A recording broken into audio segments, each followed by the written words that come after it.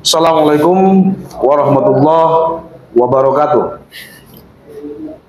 Pemirsa Moga Channel dimanapun Anda berada, Sumpah Pemuda adalah satu tonggak utama dalam sejarah pergerakan perjuangan kemerdekaan bangsa Indonesia. Ikrar ini dianggap sebagai kristalisasi semangat untuk menegaskan cita-cita berdirinya negara Indonesia. Sumpah Pemuda hasil keputusan Kongres Pemuda kedua yang diselenggarakan pada tanggal 27 sampai tanggal 28 Oktober 1928 di Jakarta. Keputusan ini menegaskan cita-cita akan tanah air Indonesia, bangsa Indonesia, dan bahasa Indonesia.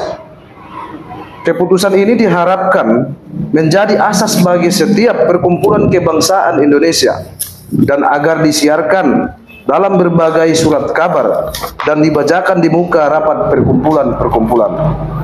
Istilah Sumpah Pemuda sendiri tidak muncul dalam putusan Kongres tersebut, melainkan diberikan setelahnya.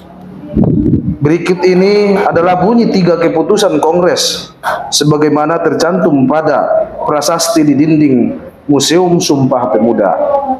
Pertama, kami putra dan putri Indonesia mengaku bertumpah darah yang satu, tanah air Indonesia. Kedua, kami putra dan putri Indonesia mengaku berbangsa yang satu, bangsa Indonesia. Ketiga, kami putra dan putri Indonesia menjunjung bahasa persatuan, bahasa Indonesia. Hari ini podcast kita kali ini menghadirkan narasumber tokoh pemuda Mandailing Natal. Beliau ini adalah Ketua Dewan Pimpinan Daerah Komite Nasional Pemuda Indonesia yang pertama di Kabupaten Mandailing Natal. Dan track record beliau sudah jelas dalam sejarah pembangunan, mulai Mandailing Natal dimekarkan dari Kabupaten Tapanuli Selatan. Beliau adalah Bapak Haji Ahmad Hussein Nasution atau yang akrab disapa Bang Sein SBN.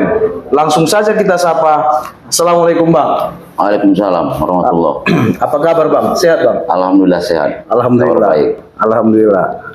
Bang, kami ingin bertanya sedikit kilas balik sejarah pendirian KNPI di Mandailing Natal itu, sehingga nanti pemuda di Mandailing Natal memahami sejarah dan perjuangan pembangunan di Mandailing Natal di era pemerintahan yang pertama. Silakan Bang. Oke, terima kasih Dinda. Ya, berawal dari mungkin ya dengan adanya besok mungkin ya Hari Sumpah Pemuda. Iya, Bang. Itu Betul Bang.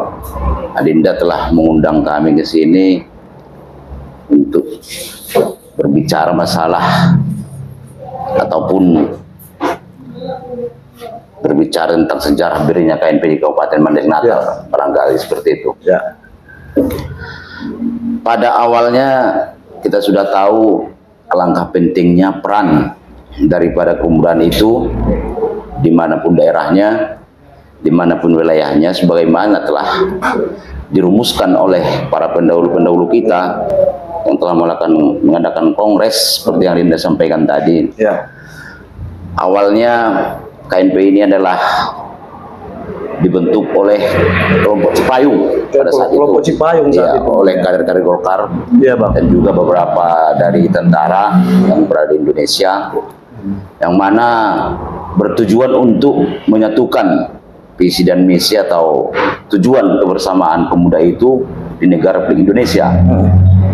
Kita tahu bahwa negara Republik Indonesia yang begitu banyak provinsinya, dengan pemikiran-pemikiran beliau-beliau dahulunya, mereka membentuk satu wadah, namanya itulah Komite Nasional Pemuda Indonesia. Iya, Bang. Satu ikatan yang tidak bisa terpisahkan oleh pemuda-pemuda di Indonesia ini. Yang mana KNP ini adalah suatu wadah berhimpunnya generasi muda. Di dalam wadah inilah para pemuda menyampaikan aspirasinya, Ya.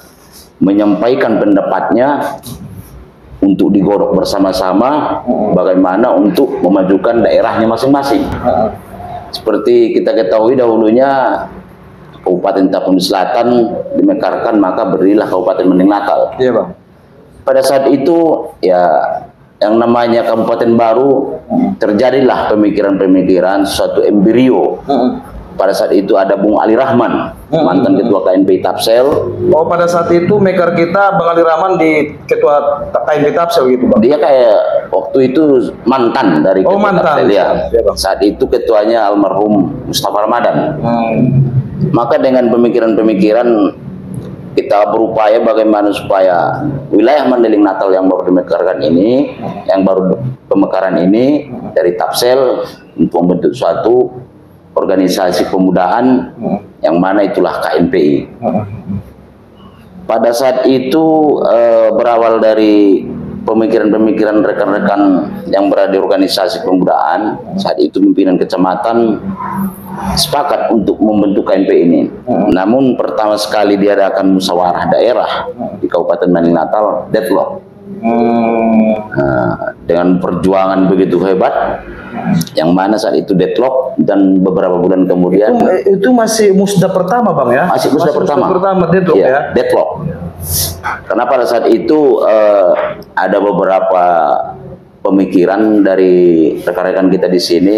Saat itu ada kandidat ketua maju yang di Tapsel mau mencalon di Kabupaten Mandailing Natal. Mencalon masuk ke mana Iya. gitu Bang ya? Iya, rekan kita juga, tapi oleh karena pemikiran-pemikiran pemuda di Mandailing Natal ini memang benar-benar pemuda yang jenius dan tidak mau dipimpin oleh orang-orang yang tidak berkompeten dan tidak berdomisili Kabupaten Iya, Mandailing Natal. iya, betul Bang. Kita sepakat pada saat itu untuk membuat suatu organisasi ini agar supaya di daerah ini ketuanya KNPI itu adalah benar-benar orang yang berdomisili Mandailing Iya. Natal, tidak mempunyai kepentingan yang akan dilangsir dari daerah ke daerah ini.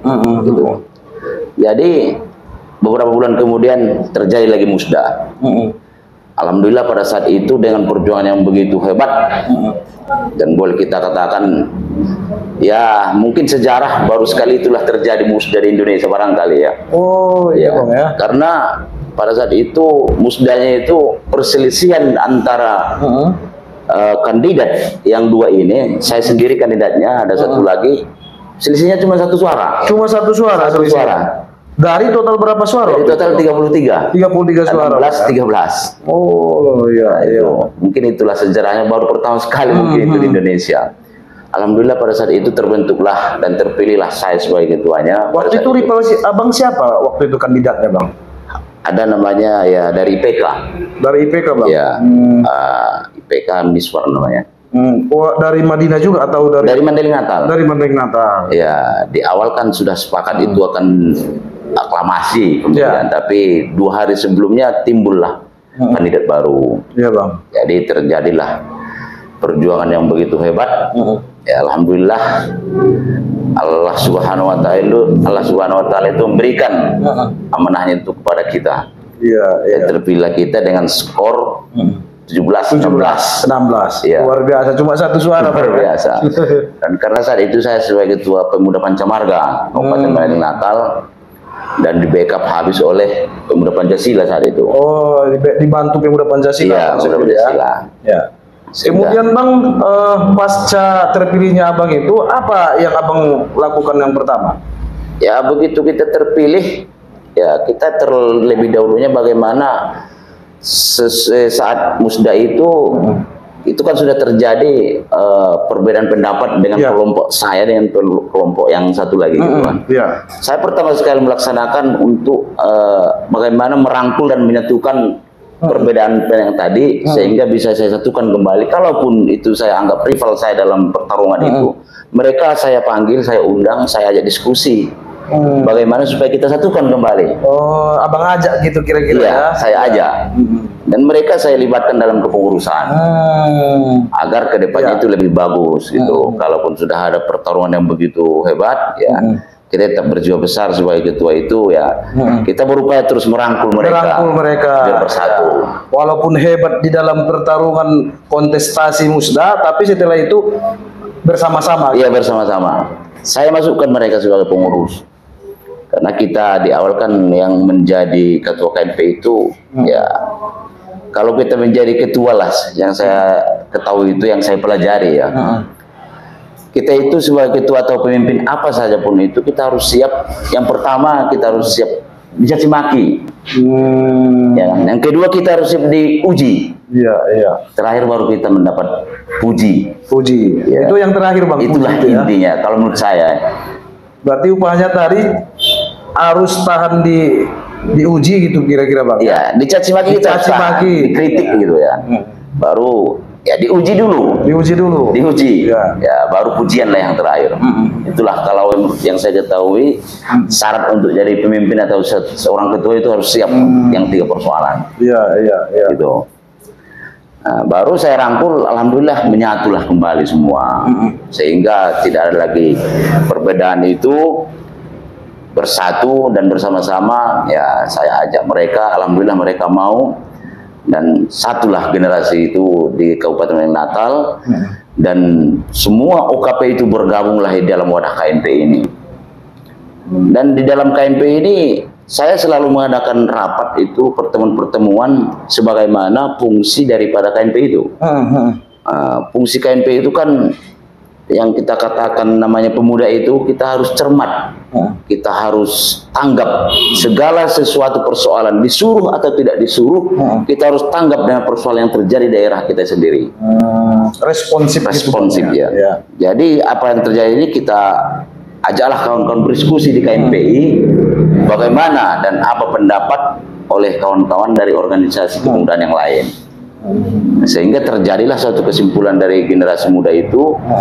Baru kita sampaikanlah kepada pemerintah daerah.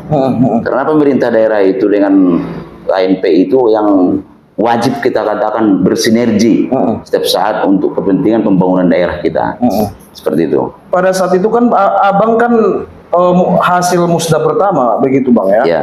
Bagaimana setelah Abang terpilih jadi ketua KNPI, kemudian Abang berupaya merangkul rival dalam musda itu dan menyatukan kembali unsur-unsur kepemudaan, kemudian hubungan ke pemerintah daerah, apakah langsung mereka terima kehadiran KNPI atau ada tantangannya tersendiri, Bang? Oh, tidak ada. Tidak ada, Bang ya? Alhamdulillah pada saat itu kan kita udah tahu ya, Pak Amru ini kan memang boleh kita katakan suatu manusia jenius. Yang punya pengalaman baik di organisasi. Pak Bupati pertama itu, Bang ya? Bupati pertama, sama dengan saya, ketua KNP pertama gitu. Begitu saya terpilih dan saya laporkan bahwasanya perbedaan pendapat sebelum musda itu Pak sudah saya satukan kembali, dan kami berharap kepada Bapak sebagai Bupati Kabupaten Natal selalu siap bersinergi dengan kami untuk membangun daerah ini, dan kami harap Bapak sebagai Bupati, sebagai pembina ini, jadi saya harap Pak, tolonglah kami dilibatkan dalam persoalan-persoalan yang menyangkut di daerah Kabupaten Natal ini. Alhamdulillah beliau respon sekali. Jawab beliau pada saat itu, siap, marilah kita bangun daerah ini. Tanpa kalian juga saya tidak akan bisa membangun ini. Dan tanpa saya juga kalian mungkin tidak bisa membangunnya. Kita harus bersinergi. Mari kita satukan pandangan kita. Kata beliau pada saat itu. Itulah pesan beliau. Itulah pesan beliau. Kemudian, Bang, kami banyak mendengar informasi ini dari luar bahwasanya Abang banyak membuat terobosan-terobosan semacam pembangunan daerah itu, program pembangunan itu KNPI selalu dilibatkan ketika itu bisa Abang jelaskan, Bang? Ya bisa, karena seperti ini. Tadi kan sudah saya katakan, keterlibatan generasi muda itu di daerah alangkah pentingnya dan sangat besar pengaruhnya bila pemudanya itu memang benar-benar mau bersinergi dengan pemerintah, dan pemerintah juga mau bersinergi dengan pemudaan itu. Jadi pada saat itu, pada acara-acara pemerintah daerah itu, KNPI sering dilibatkan. Dan hal seperti ini barangkali ya, ini momennya besok, Hari Sumpah Pemuda, iya, Bang. 1 minggu sebelum besok, kami itu sudah melaksanakan audensi dengan pemerintah daerah. Bagaimana, Pak, untuk pelaksanaan upacara Sumpah Pemuda, mohon petunjuk kepada beliau. Dan beliau menyiapkan semua. Bahkan bersama-sama dilaksanakan dengan pemerintah daerah. Acara Hari Sumpah Pemudanya itu, Bang. Iya, yang pertama kali itu tahun pertama itu dilaksanakan di halaman kantor Bupati Lama. Iya. Yang sekarang di dalam bidang itu, Bang, ya. Iya. Nah, di situlah pertama dilaksanakan. Dan hadir sendiri pada saat itu karena Pak Bupati di luar kota, beliau mendelegasikan kepada Wakil Bupati. Hadir sendiri Wakil Bupati, semua perangkat dan semua pejabat daerah hadir. Dalam rangka memperingati Sumpah Pemuda ini. Nah, seperti itu.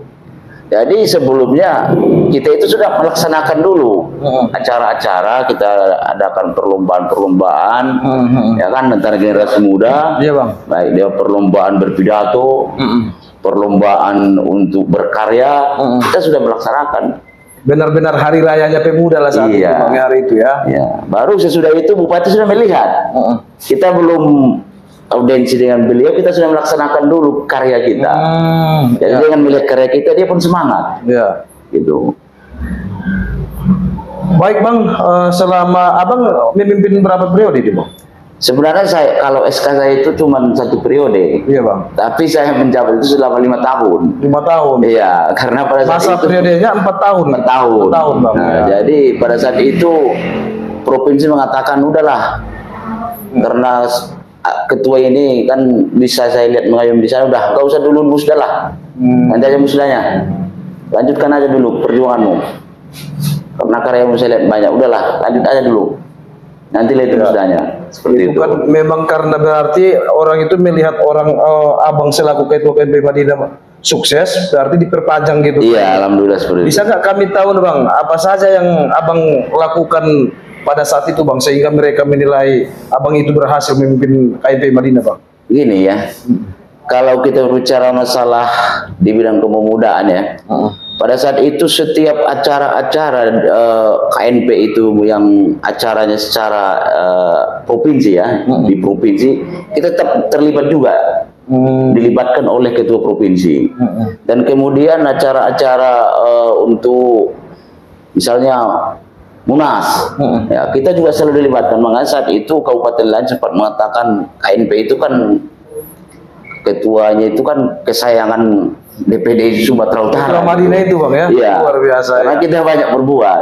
Lalu pada saat itu kan kita pernah melaksanakan suatu gerakan yang mana ada satu usaha di daerah ini yang PAD-nya kita lihat pada saat itu tidak sepantasnya seperti itu.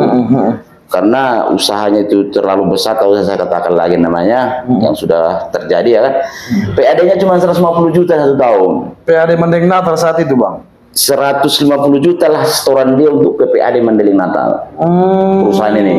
Oh iya, satu perusahaan Satu gitu, Bang, perusahaan. ya? Jadi menurut pengamatan saya pada saat itu tidak layak seperti itu. Karena hasil yang diambil dari wilayah Mandailing Natal ini boleh kita katakan ratusan miliar per tahun. Jadi saya buat gerakan pada saat itu sehingga saya meminta kepada Pak Bupati, saya minta kepada PR agar perusahaan ini ditinjau ulang kembali PAD-nya. Kenapa seperti ini minimnya? Alhamdulillah dengan kita adakan delegasi dengan DPR, dengan pemerintah kabupaten, jadi dan kita buatlah suatu kesepakatan dengan generasi-generasi muda, UKP semua. Kita mintalah kepada pemerintah itu agar meninjau ulang kembali PAD dimaksud yang dimasukkan ke daerah, sehingga dari 150 juta itu terjadi menjadi 1 miliar. 1 miliar, Bang? 1 miliar rupiah. Ada perbedaan 850 juta. Itulah yang Abang terobos, ya, sehingga dari 150 Mandailing Natal dapat 1 M, Bang, ya? Iya, apa miliar saja Abang yang kerjakan waktu itu sehingga bisa diterapkan atau apa itu? Saya selalu melobi ini dengan DPR-nya. Kenapa seperti ini? Kenapa seperti ini? Dan saya sampaikan kepada Pak Bupati bahwasanya ini mungkin perlu ditinjau karena sudah lama sekali perusahaan ini beroperasi di wilayah ini. Dan hasil yang kita ketahui itu kan kita cobalah selidiki berapa hasil di setiap tahun itu ratus miliar. Jadi wajarlah 1 miliar kan gitu. Alhamdulillah dengan seperti itu kita adakan gerakan, kita buat apel akbar. Pemuda itu menyatakan sikap dengan 5.500 personil. Abang kumpulkan segitu banyak? Iya, alhamdulillah. Kita punya dokumentasi semua. Alhamdulillah kita buat pernyataan sikap itu Bila pemerintah daerah tidak mengindahkan pernyataan kita, maka pemerintah daerah akan terus-terusan berjuang. Bagaimana PR itu akan naik. Alhamdulillah dengan adanya gerakan-gerakan yang kita buat itu, sehingga DPR membuat pansus untuk meninjau ulang dan mengadakan paripurna, sehingga naiklah penghasilan dari perusahaan ini dari 150 menjadi 1 miliar. 1 miliar. Itu bukan untuk kita ya, itu untuk pemerintah sendiri. Luar biasa daerah. Bang ya. Ya justru itu pada saat itu saya juga sempat diundang oleh Idrus Marham, pada saat itu ketuanya. Idrus Marham yang di pusat Bang, ya, yang mantan menteri. Iya. Diundang, luar biasa gerakan ketua katanya sama saya. Itu semua akibat dari pembinaan dari provinsi, saya sampaikan begitu. Dan saya tidak ada kepentingan pribadi di sini, saya bilang. Ya alhamdulillah, ini baru namanya ketua KNPI, kata beliau. Berarti Bang selama 1 periode perjalanan Abang memimpin KNP Madinah itu kemitraan dengan pemerintah daerah tergolong sangat bagus Bang. Sangat bagus. Dan pada acara-acara pemerintah itu, misalnya itu 11 Agustus, kita itu selalu dilibatkan dan kita ikut duduk di panggung kehormatan. Kita ikut di panggung kehormatan dengan bupati bersama-sama di situ. Karena pada saat itu memang bupatinya pun memang tahu bahwasanya ya seperti yang disampaikan ketua provinsi pada saat itu ya kepada saya, ketua katanya, siap ketua. Ketua itu jangan terlalu merendahkan KNPI. Sekarang ketua sudah bagus namanya, tolong dijaga dan tingkatkan terus. Kenapa? Apa yang terjadi gitu? Ketua memang tahu katanya. Saya memang tidak tahu pada saat itu. Ketua memang saya lihat tahu, mengamati dan mencermati sebenarnya KNPI ini apa. Anda itu kan sebenarnya ketua KNPI, berarti Anda itu bupatinya pemuda di Kabupaten Mandailing Natal. Kalau bupati itu bupati seluruh masyarakat, Anda itu bupatinya pemuda, kata beliau. Bisa, dan saya salut dengan saudara, kata beliau. Itulah alhamdulillah. Dan di masalah pembangunan juga kita cermati dan kita amati. Kita banyak memberikan saran-saran kepada Pak Bupati seperti jalan lintas timur, lintas barat, itu kan termasuk, itu juga aspirasi kita itu. Pada saat itu saya melihat dari jalan lintas ini, jalan lintas tengah ini kan jalan kota saya. Jalan kota ya. Itu kan sering terjadi kemacetan. Iya betul Bang. Jadi pada saat itu saya sampaikanlah sebagai generasi muda, Pak, saya bertanggung jawab, ikut bertanggung jawab membantu Bapak dalam hal pembangunan. Bagaimana Pak kalau kita buka jalan lintas timur, lintas barat, karena jalan spek pengairan itu ada. Bagaimana kalau itu kita tetapkan biar tidak terjadi lagi kemacetan? Alhamdulillah beliau respon. Dan waktu itu juga Abang masih ketua KNP? Iya. Dan beliau respon dengan saran saya itu. Iya. Langsung diperintahkan kepala SPU, tinjau itu katanya. Makanya dibukalah jalan lintas timur, lintas barat. Untuk mengurangi kemacetan gitu. Begitu berpengaruh lah bahasa seorang ketua KNP saat itu Bang ya. Iya. Dan hal lain lagi Bang yang kenangan yang barangkali Abang tidak bisa lupakan sewaktu menjabat itu, apa ada lagi kira-kira yang lain Bang? Banyak. Ya. Dan saya juga mengusulkan bandara itu, Bandara Malintang. Itu saya pada saat itu Bang. Dan saya lah yang pertama sekali mengusulkan itu ke beliau agar kita bangun dan kita cari lahannya. Langsung pada saat itu Bang Nasrin di Bapeda sebagai sekretaris Bapeda waktu itu. Ketua Bapedanya waktu itu ada Bang siapa namanya itu yang ditakdir kemarin? Pak Raza, Raza Salam. Bukan. Itu Aswan, Hasibuan. Pak Aswan, ya. Jadi carilah lahan di mana ada. Ternyata dapatlah lahan ini di Disbun. Langsung yang di Malintang, Bang. Yang di Malintang. Langsung pada saat itu kan pembangunan itu ditangani oleh yang sekarang PUPR. Pak Amru buat surat untuk mengajukan pembangunan itu, saya bawalah ke Jakarta, ke Kementerian PU pada saat itu. Langsung turunlah dari Jakarta melihat itu, dan saya dampingi dengan Pak Bupati langsung. Nah, langsung kita usulkan juga pada saat itu Pak Amru memberikan surat kepada saya untuk memasukkan, untuk mengusulkan jalan pembangunan akses bandara namanya. Itulah yang pertama sekali dibangun itu. Ya. Ya. Jadi kita harus cermatlah melihat daerah ini semua, apa yang perlu ya kita musyawarahkan dengan organisasi lain. Kita buat secara tertulis, hanya bincang-bincang begitu ya kan. Lalu kita ajukanlah ini, termasuk juga Jalan Pantai Barat sana. Itu juga termasuk saya mendampingi Sekretaris Jenderal waktu itu, dan PU. Saya jemput ke Padang, ada 10 mobil dari DPR RI juga. Saya bawa sini, langsung dijamu oleh Pak Amru di rumah dinas dan meminta supaya agar jalan itu dibangun. Saya juga yang menguruskan itu karena Pak Amru Pantai Barat bang ya. Ya, karena Pak Amru saat itu memang sampai dia katakan sama saya, 3 orang pun seperti kau Jen di Madinah, senang saya jadi bupati. Tidak terlalu susah saya memikirkan pembangunan ini, kata beliau. Gitu. Itu bang, kami memang mendapat informasi bahwasanya memang pada saat abang memimpin itu power KNP ini luar biasa. Iya, alhamdulillah. Bagaimana sih konsep yang abang jalankan di internal organisasi sendiri? Karena kan KNP ini wadah bang, banyaknya organisasi bergabung. Gimana abang merangkulnya itu? Saya minta pendapat, berdiskusi dengan KNPI yang lain.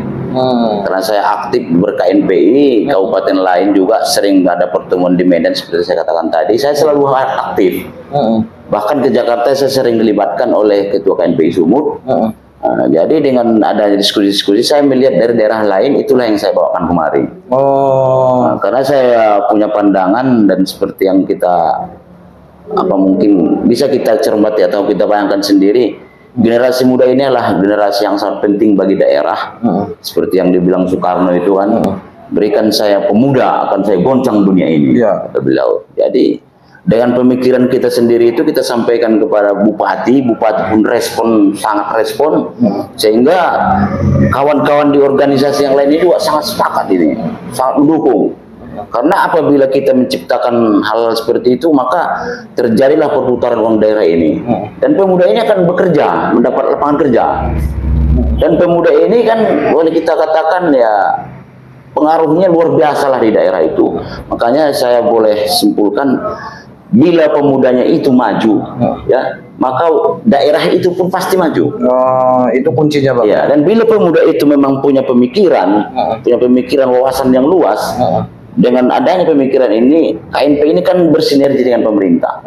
Maka pemuda ini menyampaikan usul-usulnya kepada pemerintah, apalagi pemerintahnya respon, ya saya pikir alhamdulillah seperti yang sudah terjadi lah pada saat kepemimpinan saya itu. Dan kita sebagai ketua KNPI tidak hanya harus seterusnya kita satu pandangan dengan pemerintah, tidak. Kita ada kalanya kita itu harus bisa berbeda pendapat dengan pemerintah. Dan kita berikan pendapat kita itu, dan bila memang tidak respon pendapat kita memang positif, ya boleh-boleh saya kita kritik pemerintah. Kita tidak tinggal diam. Karena saat itu saya sempat berbeda pendapat dengan Pak Amru, kalaupun begitu dekat, saya berbeda pendapat. Pernah juga beda pendapat bang ya? Bisa pernah sampai saya mengadu ke presiden, saya surati presiden. Justru itulah terjadi perbedaan pendapat kami ada sekitar 4 bulan, tapi 4 bulan kemudian beliau sadar. Itu di bidang apa itu bang? Boleh tahu bang? Pada saat itu begini, ada penerimaan CPNS. Kita kan yang terjadi daerah ini kita pantau, kita cermati, kita amati, harus anggap kita membaca dan melihat situasi ini. Terjadi penerimaan PNS. Pada saat itu PNS yang menang dari putra daerah ini sendiri wilayah Kabupaten Mandailing Natal hanya 36% kalau nggak salah saya, 36,7 itu ingatan saya. Jadi ini kan tidak pantas.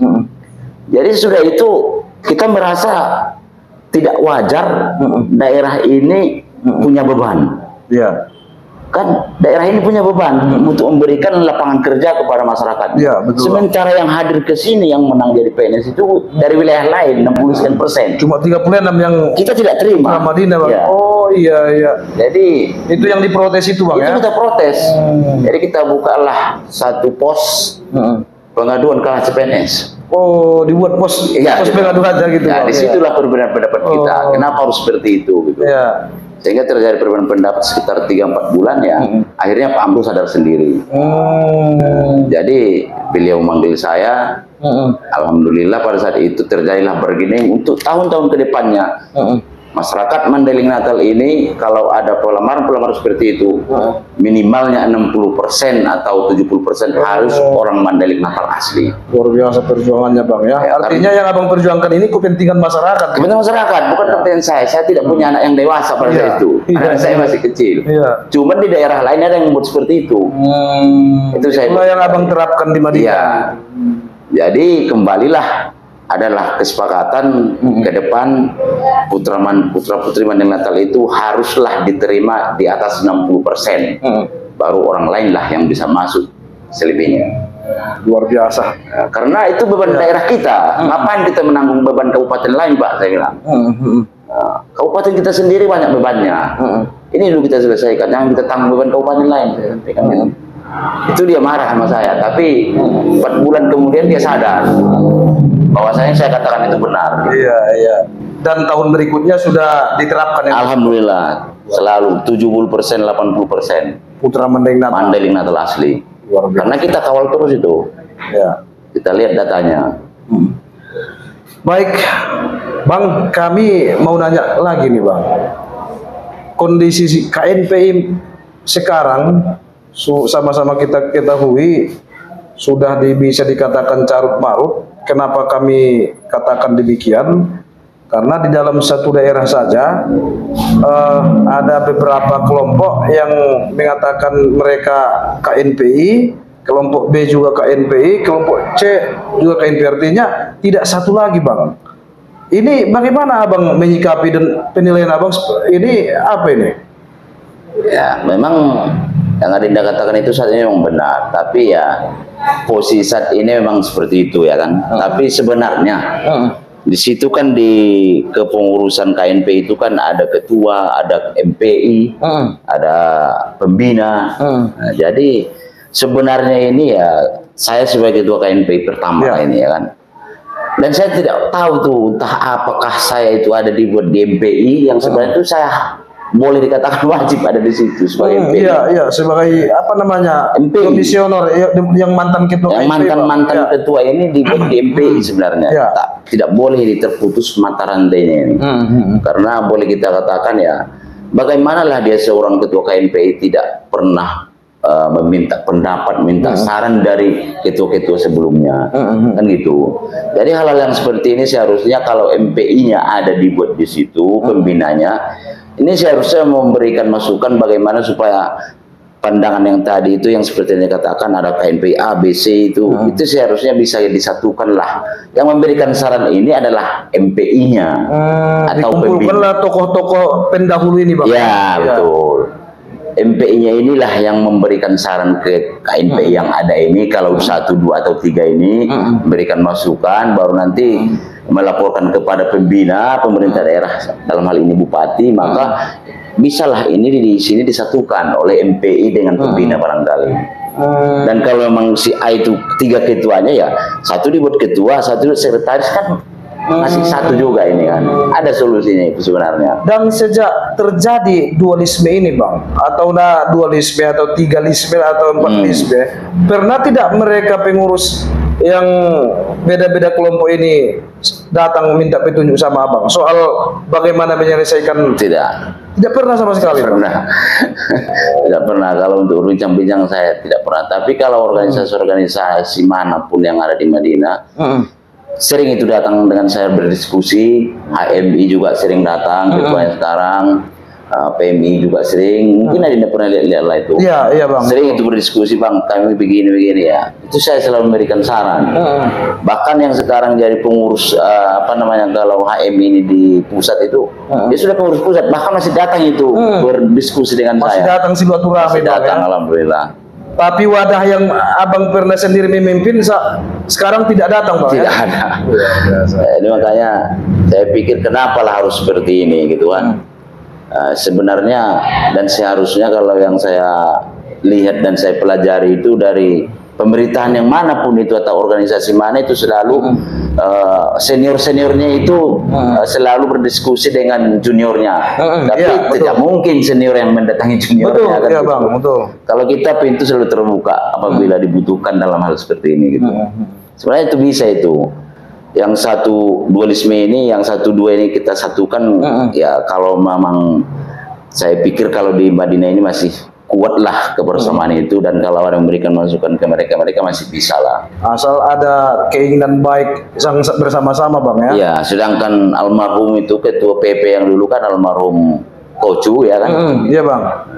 Saya pikir ya PP ini kan organisasi besar. Iya Bang. Dia juga sering datang ke saya berkomunikasi, berdiskusi tentang PP ini. Karena dia mengakui dan melihat karakter kita itu selama memimpin KNPI bagaimana. Dan pada saat ribut dulu PP ya tidak ada yang ambil pusing, tidak ada yang peduli. Saya sendiri yang turun langsung untuk mendamaikan dualisme PP yang dulu di sini, sehingga bisa saya tukar kembali pada saat itu. Menurut Abang apa sih masalahnya, kenapa susah sekali menyatukan kelompok-kelompok KNPI ini Bang, menurut Abang? Ya kalau menurut saya itu tadi, dia itu tidak tidak mendapat saran. Belum dia ketahui dan kurang menguasai. Ya, sebagai ketua KNP itu kan saya katakan tadi, kita itu harus siap dicaci maki, siap diuji, baru siap dipuji.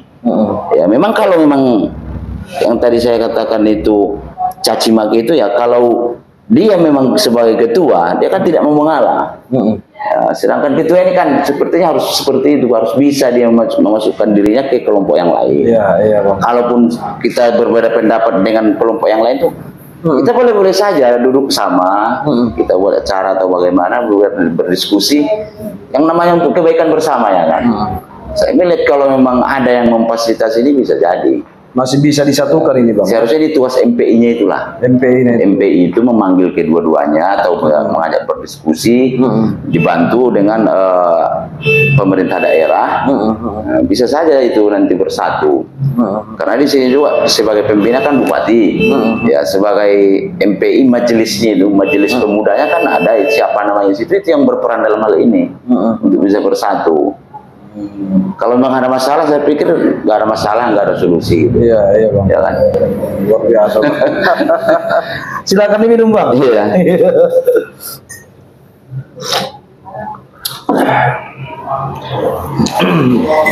Bang, Abang kan selain tokoh pemuda, Abang juga populer dengan sebutan tokoh, bisa dikatakan tokoh pembangunan. Bahkan Abang memiliki perusahaan konstruksi yang cukup besar dan sudah sukses di bidang bisnis. Kemarin juga Abang pernah ikut dalam kontestasi pilkada itu. Yang memotivasi Abang maju menjadi bakal calon bupati waktu itu apa Bang? Bisa kami tahu Bang? Ya seperti yang tadi saya katakan. Ya. Sebagai ketua KNP itu dan sebagai putra daerah ini kan kita merasa ikut bertanggung jawab dalam melanjutkan perjuangan-perjuangan para pendahulu kita dari bupati pertama, bupati kedua, dan yang ketiga barangkali ya. Ya, tapi ya sebagai ketua KNPI punya tanggung jawab dan punya pemikiran barangkali wajar-wajar saja itu saya sampaikan, dan wajar-wajar saya ingin berbuat sebagaimana yang ada di pemikiran saya untuk membangun wilayah ini pada intinya gitu. Untuk membangun kebersamaan dan bagaimana supaya daerah kita ini bisa maju, masyarakatnya bisa sejahtera gitu. Tapi saat itu nggak jadi maju karena apa itu kira-kira Bang? Ya saya nggak jadi maju pada saat itu ya, saya melihat dari hasil survei itu memang saya wajar lah pada saat itu maju, tapi demi kebaikan bersama karena saya mengakui bahwasanya Suheri itu kan sudah punya pengalaman di wakil bupati. Iya benar Bang. Sedikit banyaknya dia tugas-tugas bupati sudah tahu. Saya punya pemikiran bahwasanya ya demi kebaikan Mandailing Natal dan masyarakat kita semua ya, dia itu sudah punya pengalaman. Apa salahnya kalau saya mengalah gitu. Abang berbesar hati waktu itu. Iya, berikan dulu kesempatan kepada saudara kita ini. Karena beliau ini juga tahu saya karakternya, orangnya yang saya tahu selama ini komitmennya tinggi. Iya, komitmennya tinggi gitu. Apa salahnya saya mengalah berbesar hati, karena dia juga di survei itu masuk hitungan ya kan. Alhamdulillah ya, saya berbesar hati. Saya berikan dukungan sepenuhnya lagi kepada beliau. Alhamdulillah menang pula Bang. Alhamdulillah menang. Luar biasa. Dan saya harapkan kepada beliau kemarin ya, lanjutkanlah perjuangan untuk yang lebih baik kepada Mandailing Natal kita ini, Kahanggi saya bilang. Bagaimana Abang penilaian Abang sama Bang Suheri ini Bang? Sejak udah setahun lebih 4 bulan memimpin Bang. Bagaimana penilaian Abang? Ya kalau penilaian saya ya barangkali saja pada saat ini kan dia sudah berbuat. Dan pada saat ini beliau ya namanya mengawali daripada pemerintahannya ya. Dia sudah berbuat dan awal daripada pemerintahannya beginilah ya, mungkin 2023 ini bisa dia berbuat lebih banyak dan lebih baik sehingga nanti wilayah kita ini lebih maju. Saya yakin dan percaya beliau ya seperti pertemuan saya dengan beliau beberapa bulan yang lalu, ada program-program yang dia sampaikan juga dengan saya, pembangunan ya mudah-mudahan lah.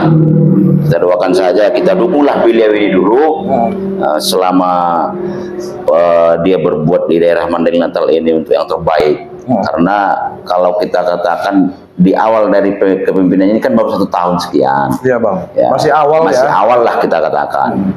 Ibarat permainan masih pemanasan lah. Masih pemanasan Bang. Kalau permainan ya itu. Tapi saya yakin dan percaya ya tahun 2023 ini mungkin banyaklah akan Banyak yang akan diperbuat Bang ya. Akan terjadi pembangunan di wilayah kita ini.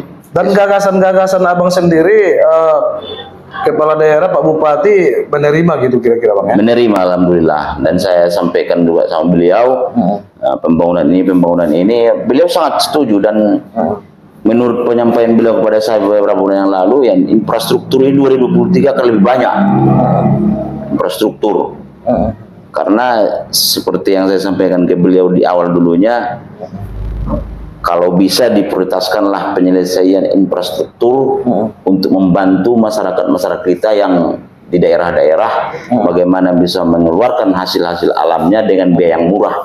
Memperkuat infrastruktur jalan fasilitas ya, umum ya. Iya, mempersiapkan itu semuanya. Tidak ada lagi nanti yang hasil alamnya dipundak keluar dari kampungnya ke tempat pemasarannya gitu. Beliau memang punya program seperti itu 2023 katanya. Infrastruktur ini mungkin akan lebih banyak lah untuk diselesaikan. Sehingga nanti masyarakat juga mendapatkan perubahan yang signifikan ke depan untuk mengeluarkan hasil-hasil alam gitu. Bang, kami mau tanya, tokoh inspirasi Abang siapa sih?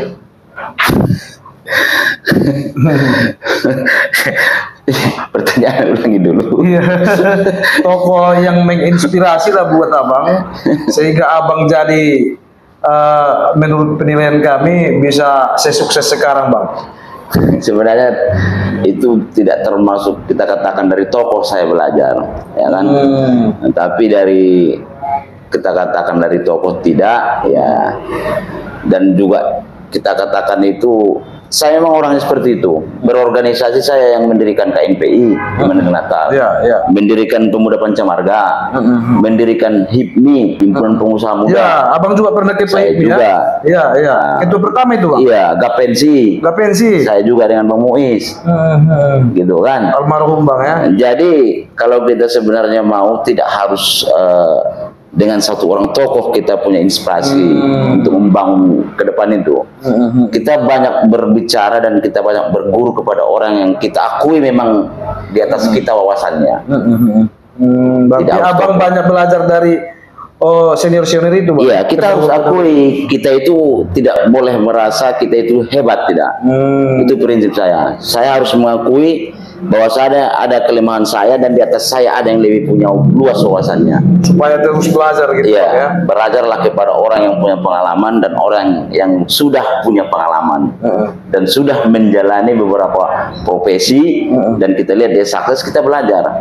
Ya, contoh tadi seperti Pak Amru itu, saya dulu kalau belajar sama dia sampai jam 12 malam, jam 1 saya tahankan di rumahnya itu untuk belajar. Dan kemudian sama Firdaus, sama Bahdin Nur Tanjung, HIPMI itu juga Bang ya. KNPI. KNPI ya. Nah, dulu saya waktu ketua HIPMI sering saya belajar sama Tengku Eri. Gitu. Jadi dengan orang-orang seperti ini kan mereka punya wawasan, punya jaringan. Jadi jaringan mereka itu bisa kita bersilaturahmi dengan jaringan mereka di Jakarta, kita bisa berdiskusi dengan jaringan di mana-mana. Langsung dari jaringan-jaringan organisasi ini kita banyak mendapat ilmu, gitu. Inilah kita curahkan untuk wilayah Kabupaten Mandailing Natal. Karena saya punya prinsip seperti dibilang Haris Nasution ya, kalau nggak salah itu, Jangan tanyakan apa yang diberikan Indonesia kepadamu, tapi tanyakan apa yang kau berikan kepada negara Republik Indonesia. Ya kalau bermadinah kita harus begitu. Iya. Jangan tanyakan apa yang berikan Madinah kepadamu. Tanyakanlah apa yang udah kau berikan kepada Madinah. Iya, gitu. Bang. Luar biasa Bang ya. Luar biasa. Jadi kalau sekarang kan orang banyak ya dia hanya bertanya apa sih bagian saya, apa sih? Jangan. Itu nanti. Kalau kita berorganisasi seperti saya pernah sampaikan kepada Dinda, janganlah berharap dibesarkan organisasi itu. Tapi besarkan dulu organisasi itu. Tanpa adik minta itu, organisasi akan membesarkan adik nanti. Oh, luar biasa Bang. Itu prinsipnya. Itu prinsip. Saya dulu punya masa jabatan itu, selama saya menjadi ketua KNPI, saya tidak pernah itu mudah-mudahan yang membawa proposal-proposal untuk melantik kecamatan, tidak. Tidak pernah itu Bang. Kecamatan ini saya lantik ke semua sampai ke Batahan sana, Aflan Kadapi, saya lantik ke sana dengan biaya saya sendiri. Saya akan cari kebijakan sendiri, tidak harus bergantung kepada seorang gitu. Nah, karena berbuat untuk organisasi gitu Bang ya. Ya, sehingga nanti kalau sudah kita berbuat, bupati akan melihat. Oh, kau berlatih ya kemarin di sana, berapa biaya habis? Sekian Pak. Oh iyalah, bagus. Dan dia sendiri akan berpikir begitu Bang ya. Dan dia akan memberikan pancing buat kita, bukan memberikan ikan. Iya. Nah, jadi kita kalau berharap ikan itu janganlah, kita harap pancingnya itulah kita dapatkan. Iya. Kalau ikan dikasih sama adik kan saya kasih, adik makan habis.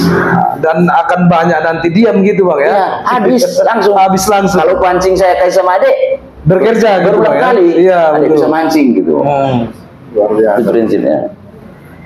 Bang, mungkin ini terakhir, ada kira-kira Bang pesan-pesan yang akan disampaikan untuk yang pertama mungkin kepengurusan KNPI yang sekarang dualisme atau tigalisme, dan kepada umumnya kepada pemuda Mandailing Natal Bang, silakan Bang. Ya, pesan saya kepada Dinda ya, adik-adik dari pengurus-pengurus KNPI ataupun organisasi lainnya, ya sebagaimana yang saya sampaikan tadi, marilah kita fokuskan, kalau memang amanah sudah diberikan kepada kita, apalagi sebagai ketua KNPI, marilah kita fokuskan untuk menjalankan tugas kita, dan bangunlah sinergi dengan pemerintah daerah kita sendiri, dan banyaklah komunikasi, sehingga nanti KNPI ini berwibawa dan bisa berbuat kepada generasi-generasi muda atau organisasi kepemudaan yang lain yang ada di Kabupaten Mandailing Natal, sebagaimana yang diamanahkan kepada kita.